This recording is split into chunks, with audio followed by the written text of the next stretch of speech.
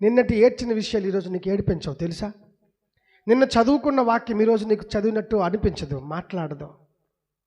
అందులో కొత్త కోణం తగిలితే ఇంకొక 2-3 గంటలు ఎక్కువ చదువుతావు. కొత్త కోణం టచ్ అవ్వాలి. అప్పుడు బైబిల్ కానీ ప్రార్థన కానీ ఉన్నతంగా ఇంకా లెవెల్ బై లెవెల్ పెరిగిపోతూ ఉంటాయి. ఇది ఆత్మ సంబంధమైన భక్తి సూత్రం, భక్తి మర్మం. గనుక మనం అలాంటి ఒక లోతైనటువంటి పరిజ్ఞానం, దైవ పరిజ్ఞానంలోనికి నన్ను నడిపించు తండ్రి అని అడగాలండి. దేవునికి స్తోత్రం కలుగునుగా.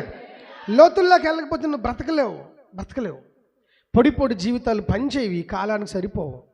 మండుటి ఎండ వేసవిలో మండిపోతుండగా 2 ml వాటర్ ఎవరైనా ఇచ్చి తీసుకో బాబు మొత్తం తాగేసి దాహమంతా తీర్చుకో అంటారా? 2 ml వాటర్ అండి. నువ్వు మంచి దాహంతో ఉన్నావు, బాగా ఎండలో పడొచ్చావు, నీకు ఒక లోటా నీళ్ళు తాగాలనిపిస్తుంది. కానీ ఈ లోపు ఎవరైనా ఎదురయ్యి నీకు నీళ్ళు ఇస్తాను కానీ 2 ml ఇస్తాను. ఎంత? 2 ml ఎంత ఉంటుందండి